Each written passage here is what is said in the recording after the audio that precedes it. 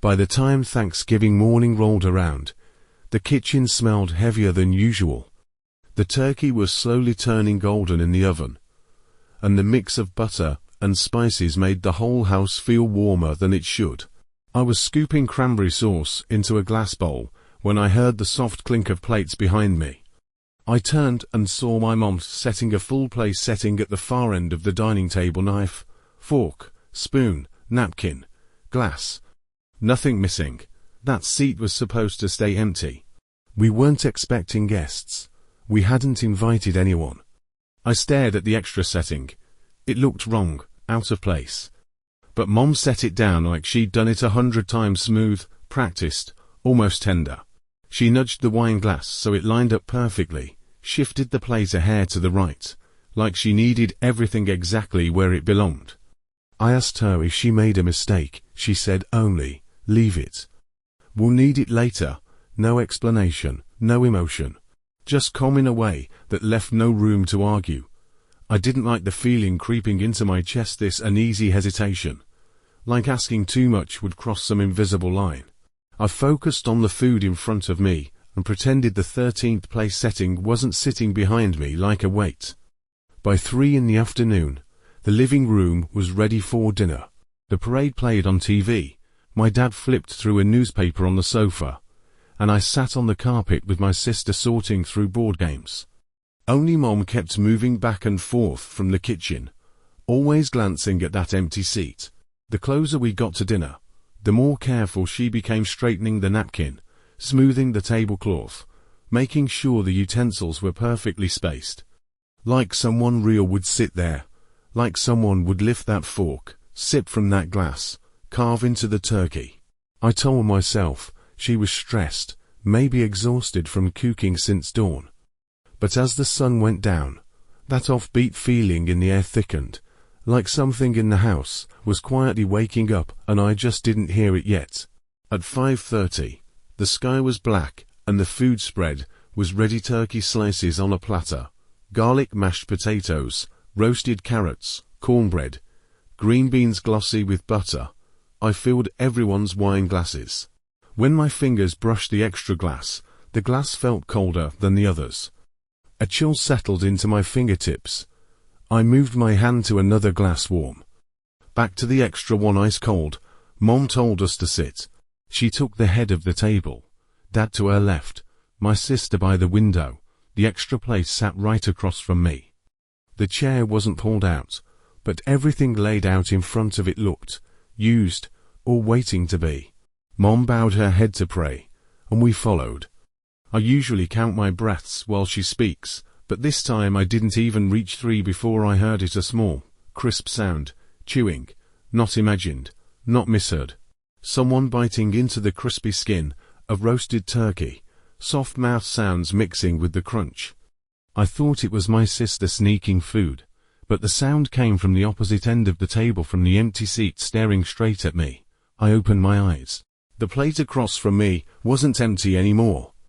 Turkey breast, cranberry sauce, mashed potatoes served neatly, carefully, like someone who knew how to portion a plate. I didn't dare look up. My eyes stayed locked on the food. Then I saw the wine glass beside it. The surface of the wine trembled just once, like someone had set the glass down a moment earlier. There was a lipstick mark on the rim. A bright, fresh red, perfectly shaped, facing me. My chest tightened so hard it felt like someone pressing down from the inside. I glanced at Mom, still praying, calm, focused, completely unaware of the chewing that had just stopped. Or maybe she wasn't unaware, maybe she was expecting it. I wanted to speak, but the words stuck in my throat. The chewing started again, closer, clearer, so close it felt like the sound vibrated under the table. I squeezed my knees until my fingers hurt. When the prayer ended, Mom lifted her head with a look of satisfaction, like everything had settled exactly where it belonged.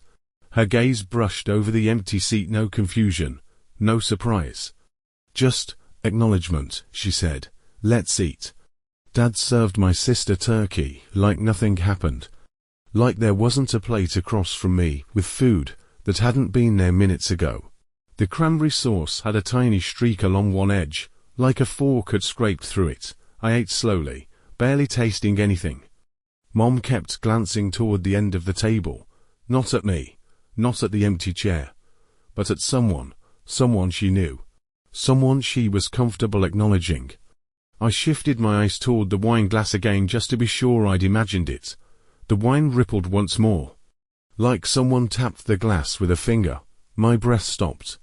I held onto my fork so tightly the metal edge dug into my palm. Dad asked if I was okay, but I couldn't trust my voice not to shake. After dinner, the table filled with leftovers. I washed dishes just to drown out the memory of those sounds. Mom placed the extra plate onto the counter, so softly it felt intentional. On its edge was a dried smear of cranberry sauce, dark enough to look almost black in the kitchen light. I stared at it too long, and something in the room seemed to press in on me. So I asked, forcing the words out, was someone actually sitting there? Mom wiped a knife, her movements painfully slow. She didn't deny it. She said, "Thanksgiving is for those who come a long way to eat." Her voice was calm, not joking, not tired. Just honest, certain. I didn't know what to do with that. In the living room, Dad and my sister watched football, oblivious to what felt like the air tightening around me. At 11, I went upstairs. I passed the dining table and paused at that seat. The plates were gone, everything cleaned. But on the tablecloth was a faint ring from a wine glass, like the bottom had rested there for a long time. I don't know why I lifted the edge of the tablecloth and pulled it slightly forward. Maybe I needed to convince myself nothing was there. The moment the cloth shifted, I heard the scrape of a chair leg, not mine. The chair at the 13th place slid outward an inch, like someone was rising from it. I froze. The air smelled like old wine, older than anything we poured, mixed with something damp and cold, like earth sealed away too long. I heard a soft exhale at the far end of the table, close to close. I stumbled backward, feet thudding against the floorboards. The chair didn't move again. The house fell silent. But the silence felt full, like something watching me leave. In my room, I slammed the door and leaned against it, heart pounding so hard my vision shook. A faint shadow flickered on the floor beneath me. I don't know if it was mine or something else following me from the dining room. Then I heard it, a single step in the hallway, slow, careful. It stopped right outside my door. No knock, no breath, just presence, waiting. I held my breath, palms sweating. It didn't move, didn't leave. It just stayed there long enough for me to understand it knew where I was. Eventually, the step drifted away, back toward the dining room. The floor creaked once, twice, fading.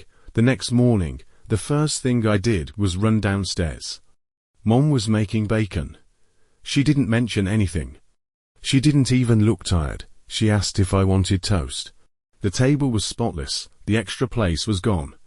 The chair was pushed neatly in, like nothing had happened at all, except near the leg of that chair, half hidden by the clean tablecloth, was a dark red stain worked deep into the wood, too dark for spilled wine, too old. I stared at it until Mom came out with a plate of bacon. She didn't look at me. She didn't look at the stain.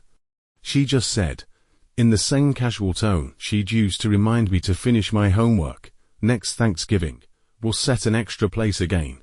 Just a statement, simple, ordinary, unshakably certain. The house felt colder than it had last night. The air still carried that old wine smell, thick, heavy, not from anything we'd opened. A smell that told me last night's guest wasn't a mistake. Someone had sat there. Every part of the house remembered it, and next year, they'd be back. On Thanksgiving morning, the heat in the living room made the whole house feel warm and sleepy. The TV was showing the Macy's parade, the host voices drifting in and out like background music. I sat on the carpet with a steaming cup of hot chocolate by my knee, breathing in the sweetness of melting marshmallows. Dad was on the couch, flipping through the paper, and Mom was in the kitchen, working on the turkey. I could hear the oven door opening and the dull thump of pans being moved around. The whole house smelled like vanilla, gravy, cinnamon and pumpkin pie. It was the same every year, but the cold weather made everything feel a little stronger than usual. The parade crowd inched forward on the screen. I watched the giant cartoon balloons drift between buildings and the kids waving at the cameras. Dad folded the paper and leaned back against the couch, nudging my cup with his toe to keep me from knocking it over. I pushed it farther away. Mom came out with a tray of hot rolls and set it on the coffee table. She wiped her hands on her apron and glanced at the TV to see which part of the parade they were on. The music got louder. A group of dancers in glittery costumes appeared, stepping in tight, fast rhythms. I was about to take another sip of hot chocolate when the TV flickered. At first the brightness just dipped, like a loose cable. Dad grumbled and reached for the remote. I figured it was a reception problem, but then the screen snapped into complete darkness, like someone pulled the plug. The living room went quiet except for the hum of the heater. Dad clicked the remote again, but nothing changed. I opened my mouth to ask if the power went out, but the lights in the house were still fine. Mom peeked from the kitchen, frowning. Right when I leaned closer, the screen came back on. There was no sound, only video. At first it was a blurry grey mess, like the camera lens hadn't focused yet. Dad put the remote down. The image sharpened little by little, and I froze. It was our living room. Same angle, same couch, same coffee table, same carpet. Even my hot chocolate cup was there, just a tiny version of it. On screen, the three of us were doing exactly what we were doing in real life, only a little delayed. Like some sort of slow mirror. Dad shifted his shoulders. Mom walked in behind me and stood still, her hands hanging at her sides. The version of her on the screen did the same, but her face looked washed out, her features muted under a grey tint. My fingers started to feel cold even though the carpet was warm. I tried to convince myself it was a glitch, maybe a weird internal camera feed. Before I could finish that thought, the screen changed just enough to kill the excuse. Behind the three of us stood a row of figures. They wore old Puritan clothes, loose grey fabric with flat hats that didn't belong anywhere near our house. Their faces were completely blurred, like fog covering their skin. They stood in a line behind us, one after another. And the part that made my stomach tighten was this. Every single one of them had a hand resting on one of our shoulders. On the screen, a grey-white hand sat lightly on my shoulder, perfectly placed. I felt nothing, but the image was clear enough to make my throat lock up. Mom sucked in a sharp breath behind me, the kind people make when cold air hits their chest. Dad leaned forward, squinting at the figures. He lifted his hand to touch his shoulder. Nothing was there, but the man on the screen still had a hand gripping him. The blurred faces slowly tilted, like they were studying us. The movement was painfully slow, one after another, like a set of old portraits being forced to move. They didn't breathe. They didn't sway. They didn't look alive. The air in the room felt heavy. My fingers tightened around the cup until the heat disappeared from them. Mom's breath hitched, small and trapped. I set the cup down. The tiny sound it made hitting the carpet felt loud. Like the room had become hollow. The screen twitched.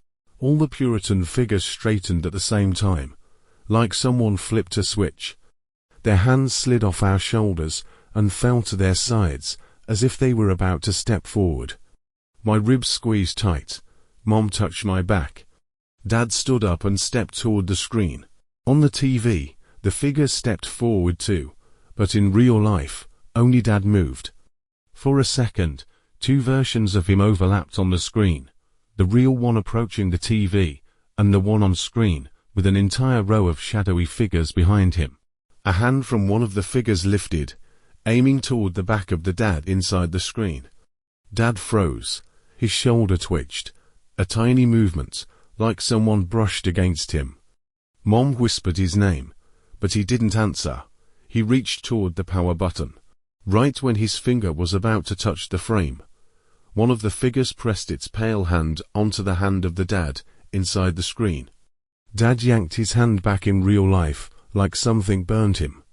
His fingers hovered in the air, then lowered slowly. He didn't get closer again. The figures on the screen stopped as well, waiting, watching, as if deciding what to do next. Mom's breathing sped up. The apron twisted in her fists. I didn't dare move.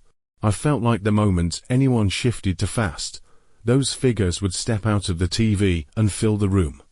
Another flicker ran through the screen. The figures retreated, slow and smooth, like a tide sliding backward. The versions of us grew blurry. The brightness fluttered. The heater's airflow suddenly felt normal again, like the room had been sealed and was now released. A final flicker, and the broadcast snapped back. The parade music blasted into the room. Dancers in glitter flashed across the screen like nothing had happened. Dad stood still for a long moment before sinking back into the couch. Mom took a careful step toward me, brushed my hair, opened her mouth to speak, then let out a long, tight breath instead. I stared at the TV. The balloons and smiling crowds felt too bright, too loud. Something heavy still pressed against my chest. My shoulder felt cold, like the hand on it had never fully left. Later Mom served pumpkin pie. I ate a small piece, but the whole afternoon I felt like someone was quietly standing behind the couch, watching me with eyes I couldn't see. When I went upstairs to shower, I couldn't help glancing back at the living room. The TV reflected the entire room. Only our three silhouettes were there. But near the window, further back in the reflection, I saw the faint edge of a hat slip out of view, like someone backing away so I wouldn't catch them. I closed my eyes. When I opened them, it was gone. The living room was silent, the smell of dinner still lingering in the air, but my shoulder still felt the weight of cold fingers resting there.